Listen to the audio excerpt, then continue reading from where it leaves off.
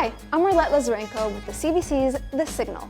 March 8th is International Women's Day, and we want to celebrate the special woman in your life. She doesn't have to be a CEO or extraordinary in her career. She is extraordinary to you every single day.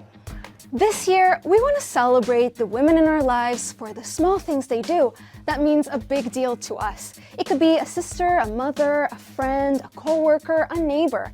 Anybody that comes to mind, we would love to hear from you. You could email us at thesignal@cbc.ca. We would love to air your message or even have you on our show and talk about this special person. Happy International Women's Day.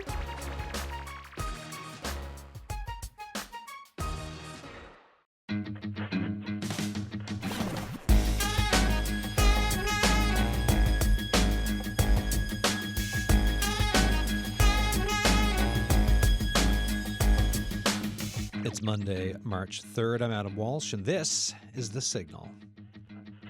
Today on the show, climate change in a disrupted world. What does it mean for the climate movement? Are there opportunities? What are people looking for from leadership? And what is giving hope and inspiration?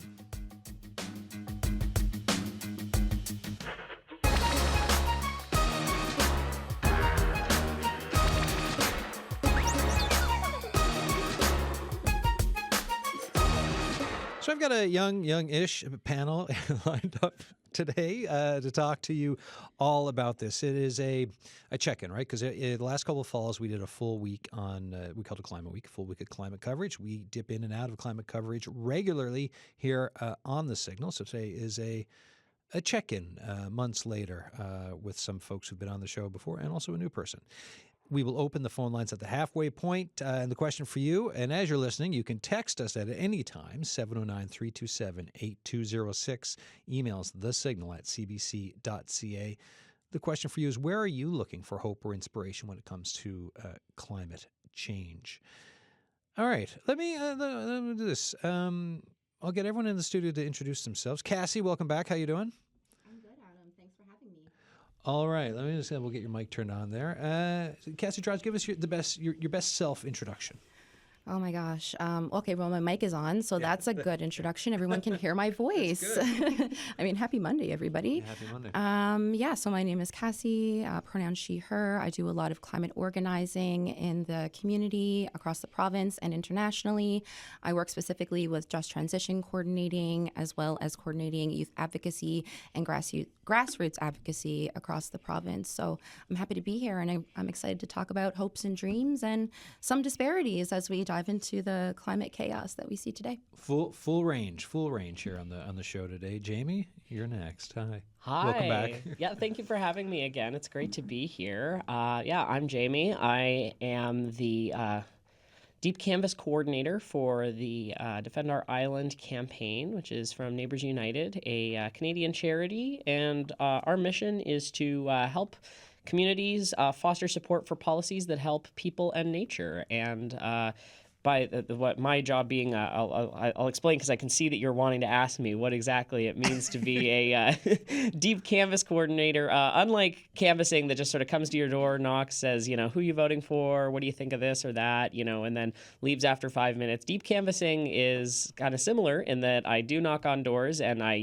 coordinate door knocking, but it's about having a deeper conversation where instead of asking surface level questions, we get into experiences and not just opinions, but thoughts, feelings, and motivations to try to dig into what people really think and feel on a deeper level about issues surrounding climate change. Excellent. Faisal, welcome to the show, the first timer. Thank you so much, Adam.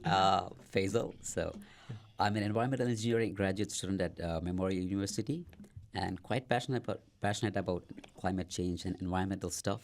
And thank you guys for having me here. It's my first time. I'm really excited. And I do have some opinions, and I would like to share with the people and like to learn more from you guys. Faisal, thank you so much. And yes, you're in the right place for opinions. Now, Leah. Hi, Adam. Thanks for having me. My name is Leah Movell. I use they, them pronouns, and I live in Garnish on the Burin Peninsula, which is my hometown that I recently moved back to.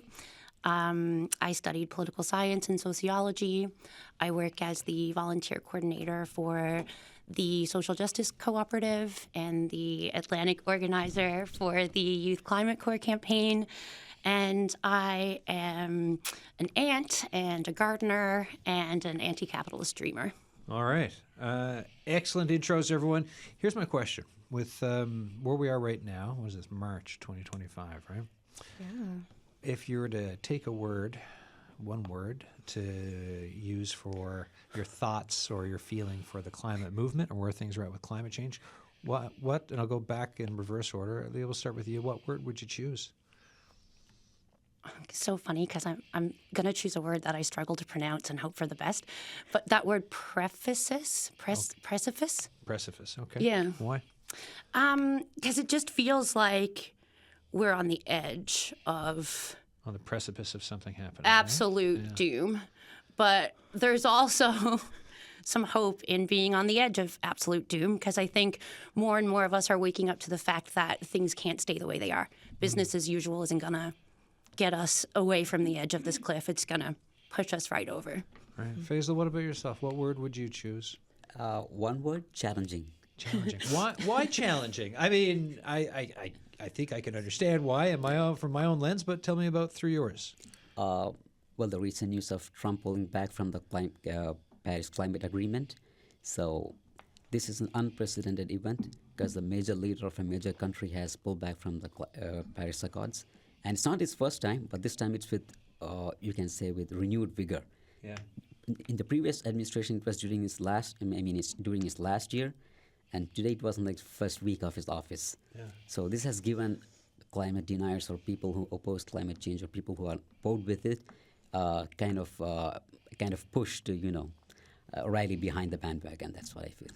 I think renewed vigor are also two great words together if you're talking about looking at a lot of the policies and things that have come from south of the border. Yeah. Renewed vigor is a good way to put it there. Jamie, what about yourself? I'm going to be a little hopeful and say resilience. Hey, resilience. Why resilience? Resilience, because that's what I see, honestly. And I think honestly, I could say that I see a lot of things. But the main thing that I see, because like I said, I talk to a lot of people who live in St. John's and Mount Pearl out on the doors. And resilience is what I see every day. People, I believe, like here and everywhere, hopefully, are incredibly resilient. People are really, beaten down and very frustrated and upset by climate change and things that they feel are more personally impacting them, things like the cost of living. But what I see all the time is people who are doing their best to, keep moving and keep finding joy in life and keep finding ways to be hopeful. And I think that that's something that we have to keep and really hold on to if we want to make it to the other side of whatever's going on. Yeah, and you're not alone on that. The World Economic Forum put out something at the beginning of last month, right, February 6th. And here's the headline. Resilience is key to climate action in a disrupted world. And it goes in to talk about here's why. And there's a bunch of points there. But yeah, resilience, great word. Cassie? Yeah, really great word choices because for me, I was going to use my first favorite F word, but my second favorite F word would be fascinating. And just kind of hopping off Faisal's point, I think the Trump administration and this new vigor pulling back from the Paris Agreement, as well as doubling down on this single-use plastics endeavor it's fascinating because, again, we have almost like this duality where people acknowledge that single-use plastics or let's say like basic climate science is real. Single-use plastics aren't good. This is very true and studied. But then, we also have folks who are like, well, what's my little straw gonna do? In comparison to all these things going around. So for me, I feel the divisiveness, but I'm also like, I feel hopeful. And I want to leave, like, I was thinking about this question actually before I came into the studio, and I'll just leave my, whatever this is, with a final point. When I went to Norway last year and we were talking to Equinor, the oil and gas company, about just transition, a doctor came up and spoke at the AGM, and she had brought up a big concern. It was an internationally shared concern from doctors regarding single-use plastics and pollution in the water. And not only that, but the impeding health concerns that came from putting single-use plastics in the water. So they were actually seeing traces of microplastics in breast milk. So I just feel like, yes, there's like the problem that like there's the policy and everything that's behind it. There's the administration, but then there's the aftermath and the effects that I feel like we're not necessarily talking about, which I find fascinating, and I think there's lots of room for it. So I'm happy to get into that today. So then in your circles, and fine, if you're interested in climate change, climate policy, there's going to be folks in your circles who are also interested, but I'm assuming there's also folks you'll run into in the day-to-day who perhaps are either not thinking about or have different views than you do. With everything going on in the world right now, right? So like tomorrow, this show, we're talking about tariffs and tariff threats and what that can mean. We had folks from the Ukrainian diaspora in just last week talking about the third anniversary of Russia's full-scale invasion of Ukraine, right? We've done shows and discussions on the crisis in the Middle East, the war in Gaza, and then you know, there's a cost of living crisis, there's healthcare, so all this, but climate change, not going anywhere, right? And if action isn't taken, things get worse. What's it like for the conversations you're having with folks, and what are you hearing? Faisal, what about yourself? Oh, thanks for it. It's one of my favorite right away. questions. I was a bit surprised, but yeah. It's one of my favorite questions, by the way. And Really? since you mentioned all the conflicts and stuff, this is where I kind of discuss my friends a bit more in detail. When you're talking about climate change, as you said, it's there. It's not going to go anywhere. And all the conflicts you mentioned, it can contribute to climate change in its own way. Like conflicts do actually, wreak devastation across the planet. But for meaningful, long-lasting climate change activism, it's better to keep these policies separate. I mean, keep the talk of climate change separate so that people don't view it as clubbing it with, as taking sides or anything. Like, for example, let it be the conflict in Ukraine or Middle East. If we try to pinpoint let's say it's the action of the aggressor, or let's say, for example, A did it and that's the reason this has happened. Instead of saying that, let's keep climate change a separate topic so that it remains valid and, there's no more division and people can still relate to it regardless of the conflicts that come in between. Because the conflicts may die out or new conflicts may come, but climate change is very real and it has to, be in people's minds. Yeah, you think no matter what side of anything, Yeah. You're trying to get folks to realize it's like this isn't, and I mean, we can have a larger discussion in a separate show about like what conflicts can mean for everyone as well, but like just keeping everyone on a page of trying to understand what the implications are, what's happening in the road ahead, and how it will impact every single person on this planet. Exactly, because people are, very politically self-conscious. So if they feel that climate action is being spread on a positive light on one side and negative light on one side, they might, tend to take sides on climate change. So we don't want that. So an environmental systems engineering master's student at Memorial University, what's it like talking to folks over like on the engineering side of things about climate change, when it comes up? There are so many interesting things going on there, especially in the province and in Canada in general, because you have seen the renewed push for green hydrogen, biofuels, and carbon sequestration that's happening in Canada and worldwide. So it's an area for not just environmental engineers, but across other disciplines of science and engineering as well. But this is some of the things that goes on in the circles of environmental engineering.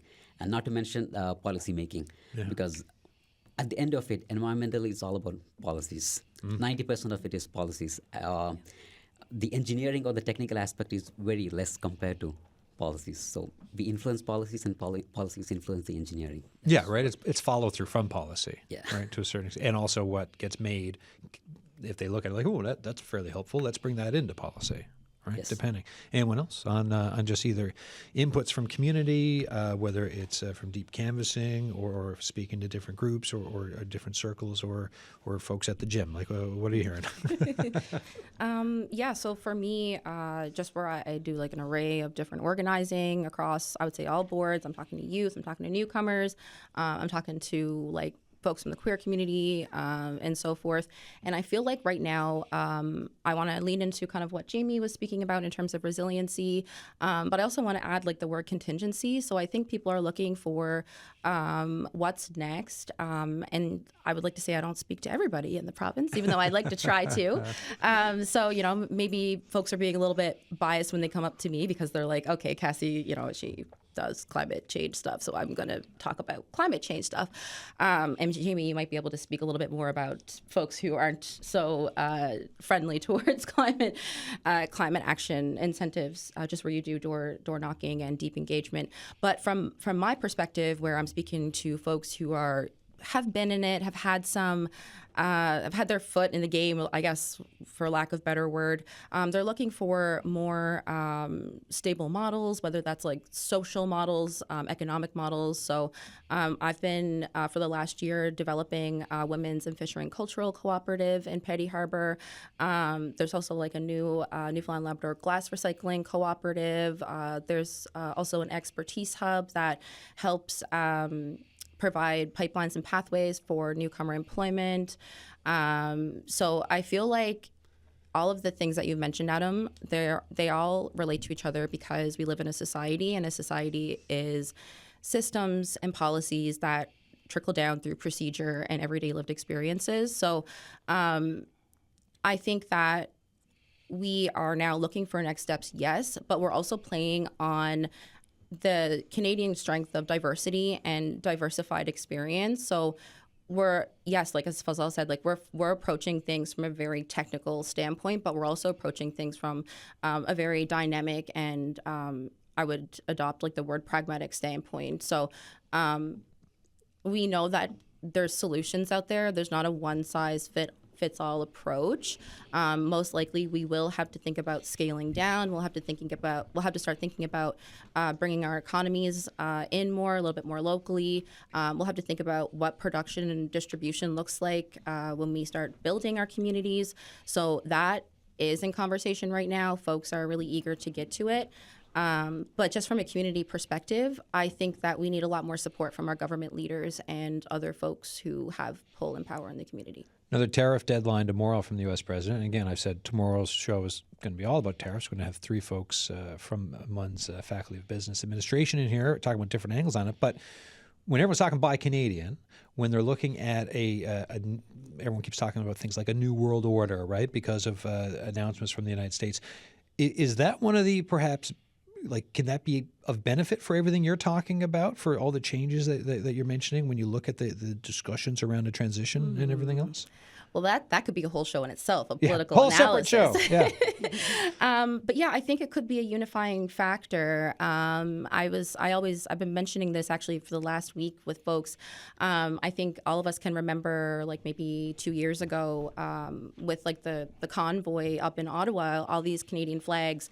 It was like almost like cliche, like nobody wanted a Canadian flag in their window. It was like, oh my God, ew. And so now it's almost change. Yeah, it's completely changed. It's flipped on its head, and it's like buy Canadian. And I think that acknowledging the fact that we live in one presumably conceptual nation called Canada can be a strength. But I also think we need to still acknowledge that this is a land that has been conceptualized on still, I would say, arguably owned by Indigenous folks. So I think it could be a unifying factor, keeping people together in terms of like a cultural, social, I guess, platform. But I still think it could be dangerous in navigating patriotism. I think it could amplify patriotism, nationalism. It could get dangerous. But I think that if we do it together and responsibly, and like I said, really play on our strength of diversity and diverse expertise, we can move forward in a way that acknowledges past state violences. We can acknowledge where policies have fallen out economically and socially in certain groups, and we can hopefully move forward into like this new world that I think a lot of people want. And I'm not going to take up the show because everybody else is here too, but I do want to say that like with the rising cost of living, with a lot of tension with immigration, culture, race, I just want to acknowledge like across the board, no matter where you come from, no matter what color your skin complexion is, no matter what your sexuality is, at the end of the day, we all want to have a good life. And we need to acknowledge sometimes when money and when systems pit us against one another. And I think that the call for a new world together is hinting to the fact that people are starting to wake up and realize that. And remembering where things like equity, decolonizing, truth and reconciliation, to put to your points of what you're liberation. Right, there you go. Jamie. Yeah, I would actually love to, because I know we're throwing around a lot of I hate to say it because it sounds patronizing, but big words, I guess. But I don't mean big words in the sense of length. I mean big words in the sense of concept. Because talking about policy, talking about society at large, I think that these can be very edifying conversations to have. But I also think that for most people out there, a lot of very like ordinary people, these concepts can be very alienating, because for a lot of people, they're not thinking about policy. They're not thinking about huge networks of decisions that's happening. They're thinking about, I go to the grocery store and I have to walk out without getting everything that I want to buy. Because chicken is $21. Yeah. Right. When we have chicken like right here too. Like this is, we're talking about buy local. It's like, local. There's no personal decision that people can make to make their way out of these problems that we're having. And I think people are feeling extremely frustrated, and the reason why I think that is because these are words that people are saying to me.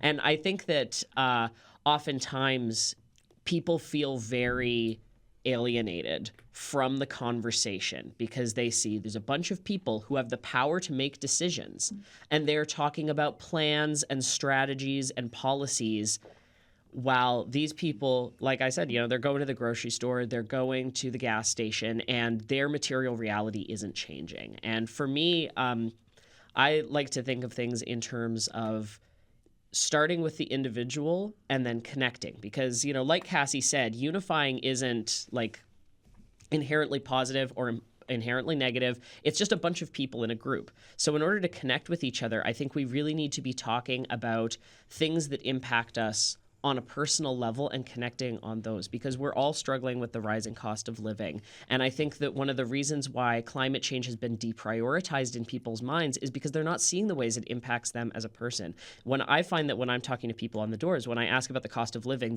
people immediately have personal stories and anecdotes about times when they've noticed it, times within the last week.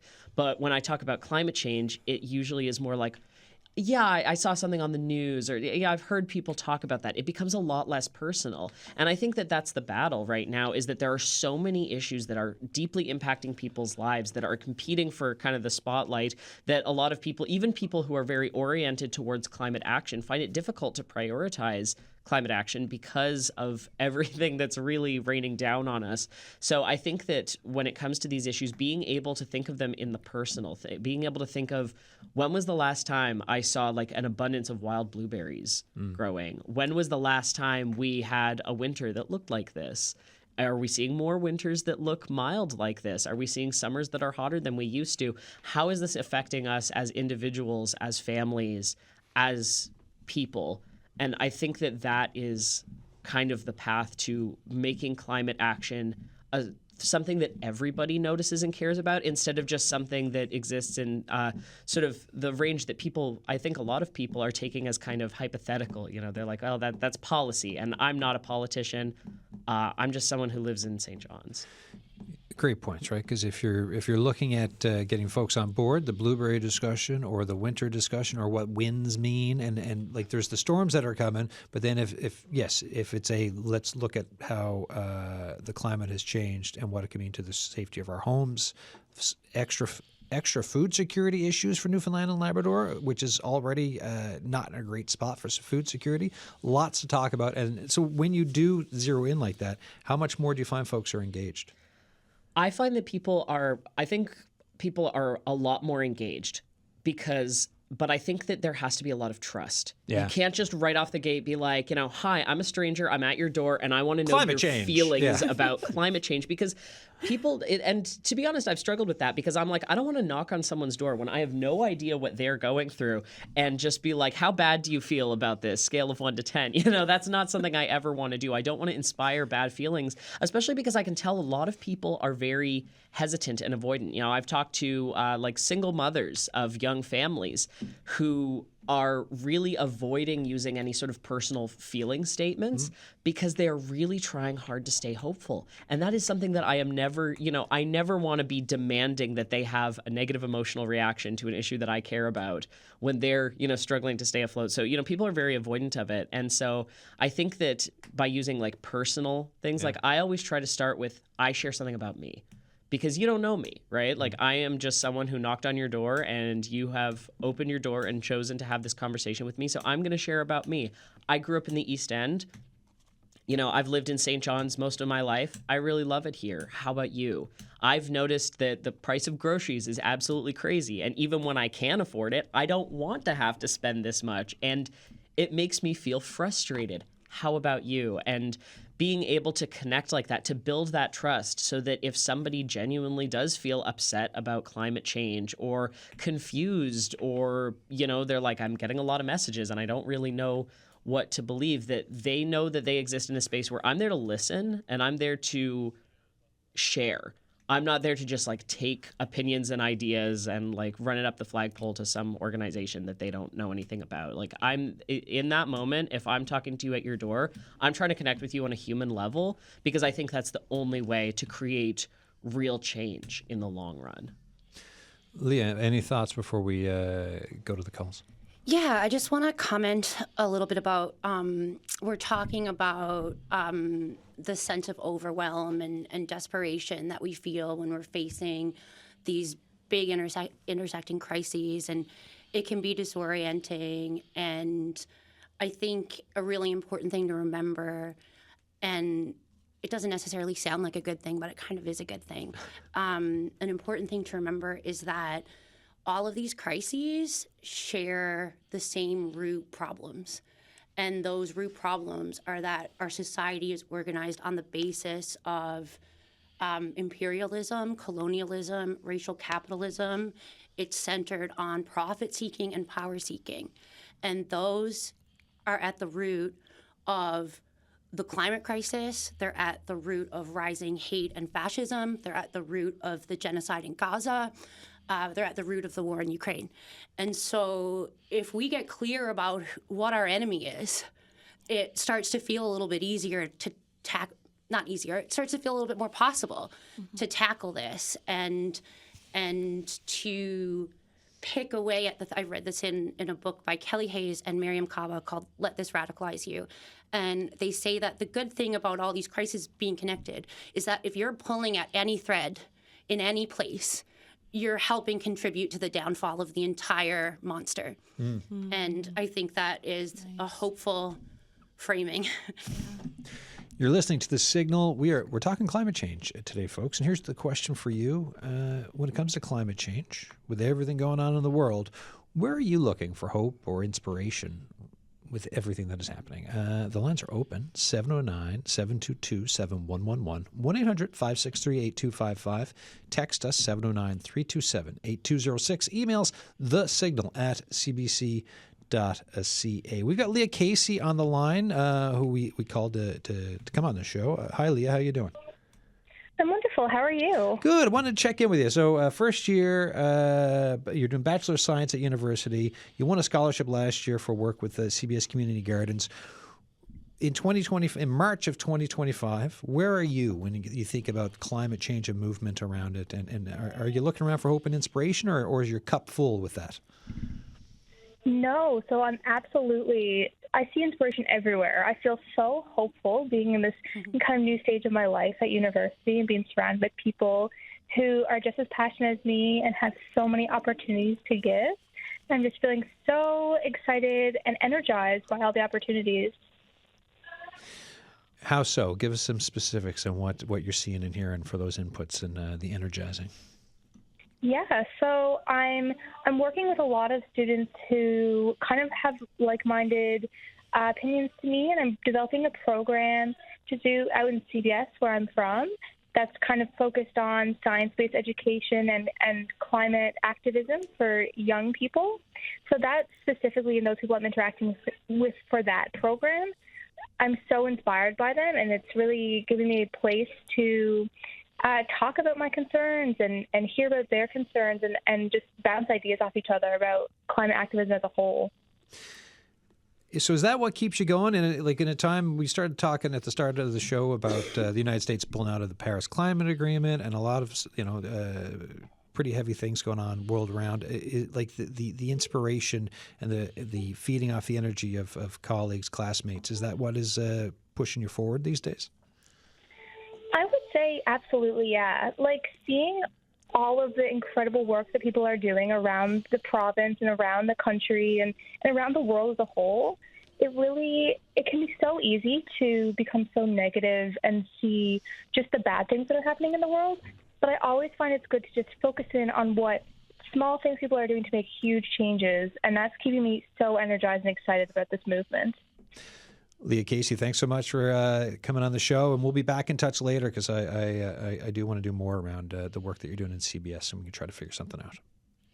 Awesome. Thank you so much for having me. Cheers. Let's stay on the phones. Mike Keogh's on the line, calling from Paradise. Hi, Mike. For the show today, and thank you to your guests for showing up. It's a really important topic. You asked what would people want to get out of this. Adam, I'm just looking for knowledge. I'm trying to get the truth. There are so many players out there that are actors in this whole thing. It's really an industry, and I never know who's speaking the truth and who's not. You know, it's like, give me your scientific, and down on the other side of this coin is another science, and it's very confusing. And I think most of the people, ordinary people, I'm very much ordinary. I don't have any science degrees or anything, and I call it scientisk. You know, science speak, scientists, they speak down to us. They don't speak with us or to us. It's why I admire what your guest is doing there, knocking on doors. I'm wondering if, first of all, I don't know if climate change is a result of something that happens every 5,000 years or not. I don't know. I really don't know. I know we got a problem, Adam, but I don't know what the answer to it is. My big concern is this, is that we're isolating ourselves into cohorts. For example, we have a minister now of environment and climate change, a former activist with Greenpeace, who really, it brings me back to the 80s when I sat in a kitchen down in White Bay, and the lady with her 3 children at her knee broke down in tears because they had received threats from animal rights protesters who were acting on their cause. They were going to kill her. They were going to skin the children alive. You know, they whipped it up. And now some of the same people who led those protest movements, Adam, they're now leading climate change. And they're getting huge amounts of government from Guilbeault and huge amounts of grants and subsidies. So I'm really concerned that they're losing the battle because of extremism on both sides, much like MAGA in the United States, you know. You get in there and you say, nobody else is right. My opinion is right. If you don't follow my opinion, you're doomed. On the science, I mean, I tend to, for me, on the science, Mike, I tend to go with the Intergovernmental Panel on Climate Change. Like that's the one for when we look at global warming, agreements around 1.5 degrees Celsius, and it's thousands of scientists. And so for me, it's the, like when I look at it and when we talk about it here on the air, I defer to a lot of the work that's being done there. But you're right. Like when you're trying to sift through the fire hose of information out there, it's a bananas time to be alive when you turn on the internet and you look at everything's happening. Yeah, go ahead. Look at COP, what's going on. I mean, COP was held recently in one of the biggest polluting areas of the world ever in the Middle East. Yeah. You know, and it was sponsored by a bunch of oil companies. So then they came out and say, well, don't don't poison the climate. And I cringe. Many of these beats are receiving grants from the European Fund for this, for a bunch of funds out of Canada. And I can't help but be concerned that the information they're giving us is information that government wants us to get. Yeah. And so anyway, I want to thank your guests for showing up. It's enlightening, but I'm still as confused as ever. Right. I want them to be true, but I don't know. Well, Mike, thanks for the call, and your voice is just as important as everyone else's voice for calling in on this, because it all matters and all these opinions are important. So thank you so much. Thank you, and thank you, guest. All right, Mike Keogh there, calling from Paradise. Lots of questions, right? Questions on where to find truth, questions on, and like I said, I mentioned, the scientific work being done around it. Any thoughts from folks here? Go ahead. I would absolutely love to touch on what was just said, because one of the things that I think is so important that gets so easily lost is that Mike and everyone who is in a similar position, every sort of ordinary person, I think that anyone who is feeling like they are being, sort of spoken down to or left out of the conversation is such a missed opportunity, because Mike, you are an expert in your own lived experience, and that is incredibly valuable. And that is something that cannot be left out of this conversation or any conversation about anything. And this is the thing, we're getting so bogged down in the enormity of these issues that I think that we're forgetting that some of the most important experts on climate change are the people who are seeing it in their own lives. These people who think about, what have you seen in your life and how does it make you feel? And I think that science that is not communicated is science that is not finished. And to hear people who are willing to, persevere and to keep learning and experiencing, even though they have been so sadly left out of this conversation, is that incredible resilience that I really feel all around me when I am talking to people in St. John's and Mount Pearl. Thanks for that, Jamie. Anyone else on that? Yeah, I really appreciated what Mike said, because how do I summarize my entire master's thesis with fishermen in like 5 seconds? But that was like coming from a fisher family and being the first person to have a university degree, and still the only person to have a university degree in my family.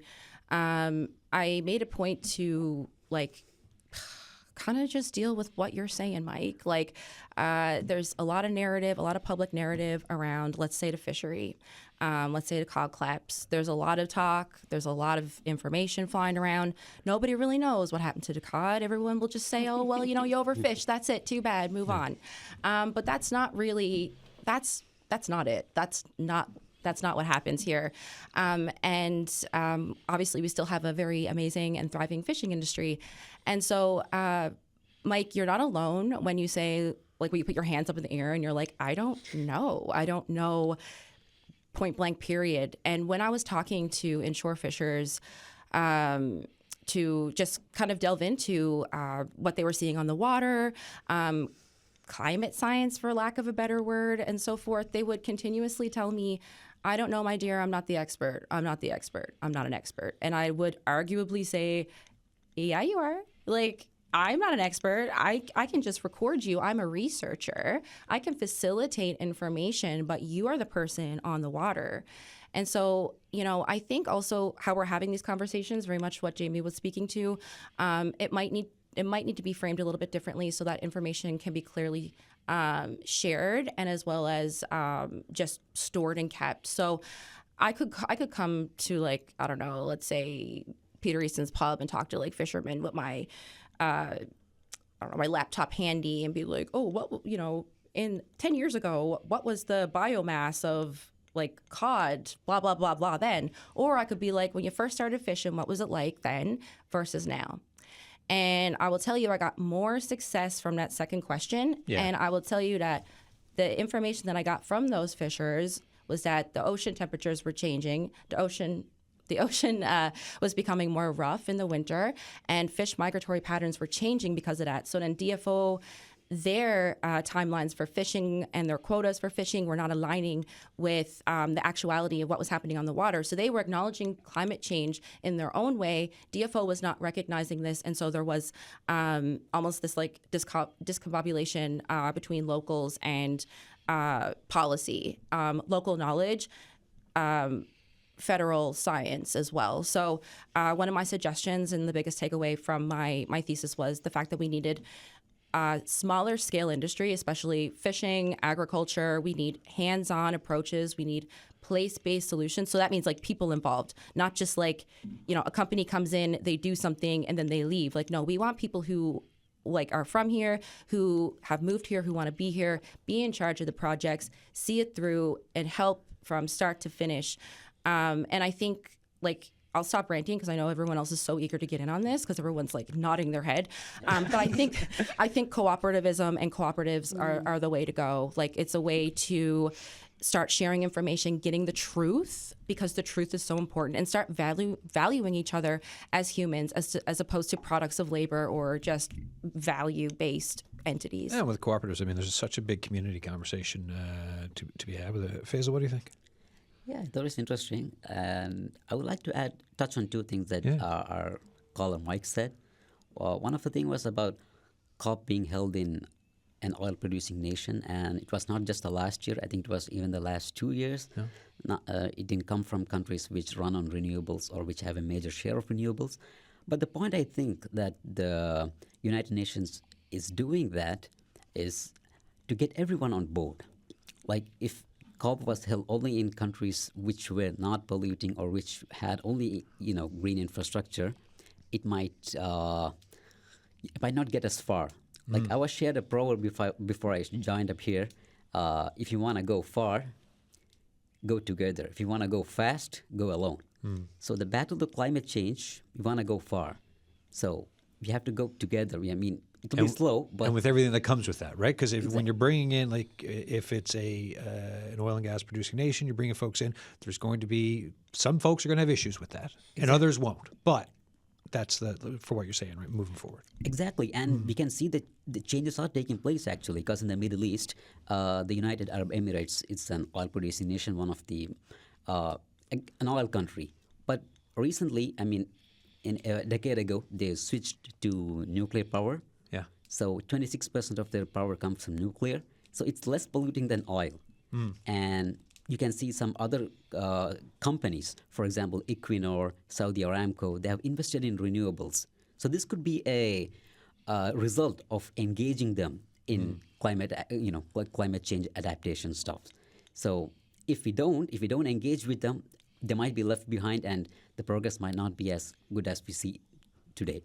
Let me go back to the phone line. Sir Richard Whitaker's on the line from Portugal Cove. Hi, how you doing? Very good. Yourself? Good. I figured you'd be calling, seeing we're doing climate change today. Thanks for the call. What's on your mind? Well, a lot, but I'll try and keep it short. First of all, there was comment in your group about microplastics. And I just suggest that anyone who doesn't believe it, just look at the filter on their dryer. When their clothes dryer. It's right there. Every time you wash clothes, some is going out somewhere, Now, some of it goes down the drain, which we don't even see. And that ends up in the sea if it's on a public sewage system, and so on. So that was just one comment. But the evidence is right in front of your eyes. All you have to do is look and understand. On the climate change issue, I'm sorry to say that I think people are getting, sort of immune to the commentary and so on, because it's continuous, as you like me. But it ain't going away. And the evidence was in front of us in the 90s here, and it's been going on since the beginning of the Industrial Revolution, I recall St. Pierre cod stock on the St. Pierre Bank was never recovered from, the early 90s or possibly even before then, So there it was there. In our area, oddly enough, one of the sort of precursors to the cod collapse and signs of it, at one point up in northern Newfoundland, hook and line fishermen were bringing up fish that were frozen solid. And that sounds sort of contrary, but it was showing the changes in the ocean, itself and current. And you wouldn't have said, okay, the ocean's getting warmer, but it was, it was to do with somehow with cold water coming down from the Arctic, I dare say. And then, the cod collapse. People were busy blaming it on fishing, but it wasn't fishing at all. Oh, I shouldn't say that because it didn't help, I would say. But the whole point was that the fish were unable to reproduce at a rate that was replacing the stock, There was adequate amount of breeding stock, theoretically, but they just didn't make it. And all this is signs of the same thing. And this is a real difficulty in this province. The government and the agencies are failing us in terms of putting in recharging stations across the province. I believe there's only one public one in Gander. Sorry? No, nothing. No. I'd have to check on the charging stations, but point taken on that. Continue, Mr. Whitaker. Yeah. And by the same token, we're always desperate for employment and this, that, and the other. Here we are with Quebec next door with all the electric cars in the world, or in Canada, if you want to think of it that way. We should be putting charging stations all across the Labrador Highway, encouraging Quebecers to come to Newfoundland and learn about French Canada and Newfoundland, which you will well remember.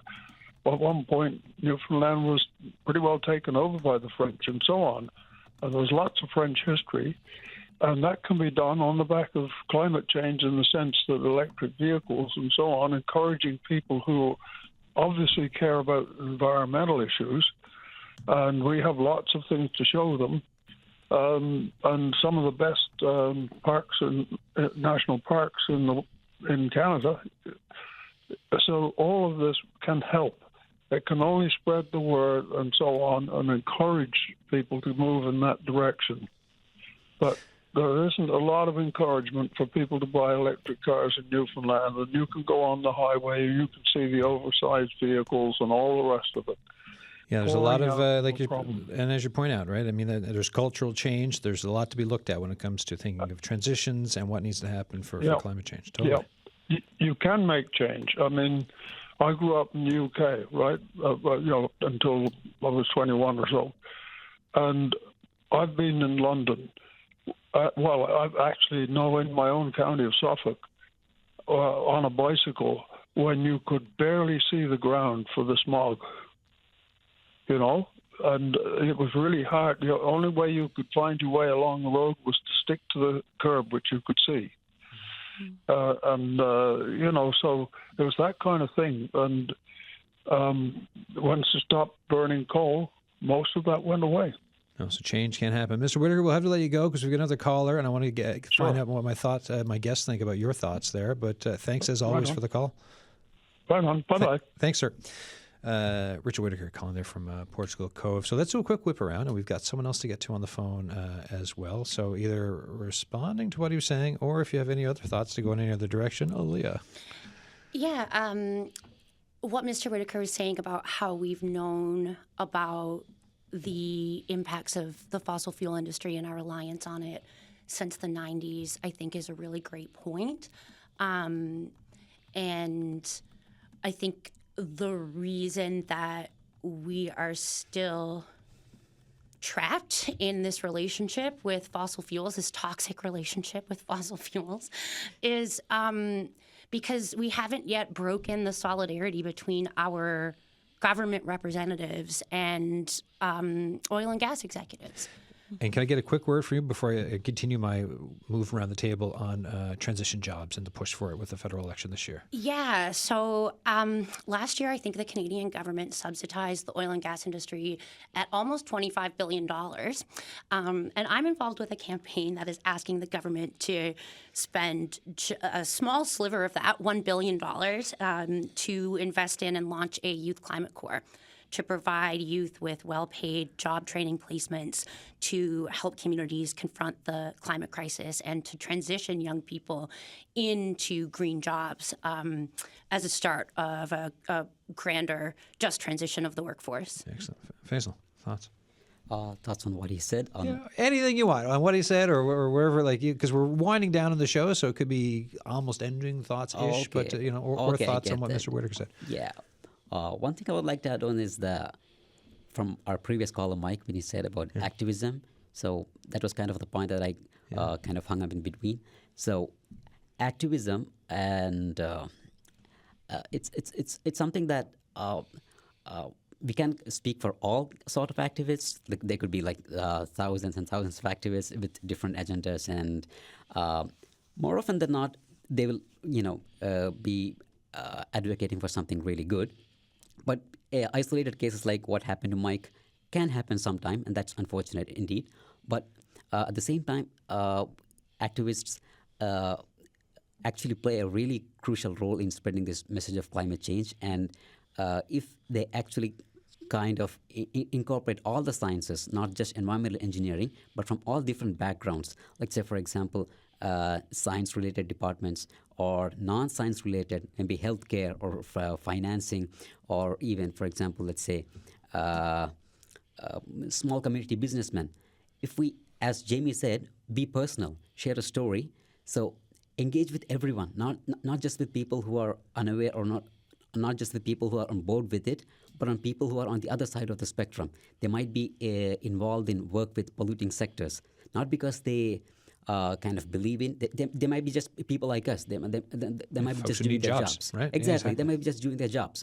So, as Jamie said, share a story with them, and let's see what they have the story to tell. Engage with them. Exactly. Talk, move forward. Jamie. Absolutely. And I would love, one of the things I love about what I do is speaking directly to everyday people, because I really, truly believe that like the everyday person is such a crucial part of this conversation. Newfoundland is the third biggest oil producing province in Canada.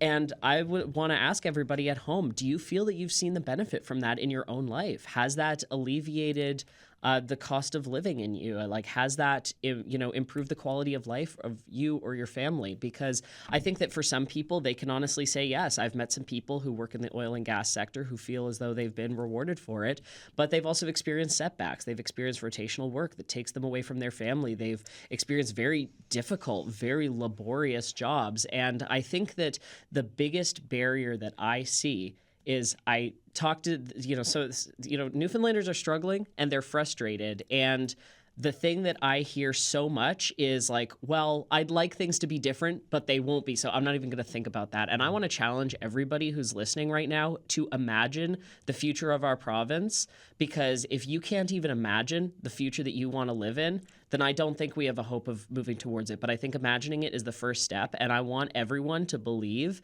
that they can not only imagine that future, but take steps towards it, because I truly believe every person here has that power in them. Cassie, under a minute, because I want to get to one last caller. Yeah, I think Mr. Whitaker, he spoke to a very important point that we can learn from our past lessons and past mistakes, especially with the cod moratorium. He raised a really good point to say that it wasn't necessarily overfishing. It was just a misappropriation of timelines in terms of breeding, letting the fish actually grow, and then harvesting the fish. So I think we, going forward, need to be more transparent about industry KPIs, so like key performance indicators.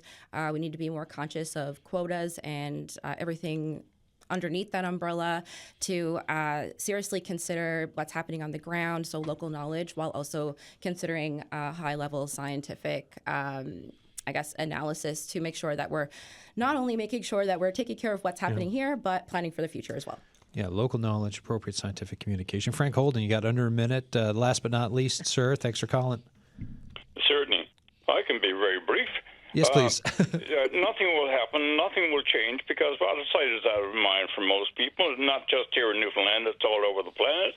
But if everybody was to get as raving mad as Greta Thunberg about us, and if everyone would recognize that 1% at the top, as one of your guests pointed out, that 1% of banksters at the top who own everything and almost everybody, if you would realize that is the real problem, the capitalist imperialist system is the real problem, then, and we all remained, a few billion of us remained as angry as Greta Thunberg, we do something about it. Thank you. Thank you, Frank Holden from St. John's. All right, folks, look at that. We landed this aircraft right on time. Leah, Jamie, Cassie, Faisal, thank you so much for the conversation. Folks, if you've got thoughts on the show, The Signal at CBC.ca. And you can always leave us a message on the Signal line, 709-576-5260. Looking ahead to tomorrow on the show, whether the U.S. president follows through on this latest tariff threat deadline or not, we are talking tariffs tomorrow with 3 experts from Memorial University's Faculty of Business Admin who will stop by. We're digging into everything from the latest on the news, evolving thoughts on the situation we're in, how we should react, and what it means to everyone in Newfoundland and Labrador. That is tomorrow. Thanks for listening.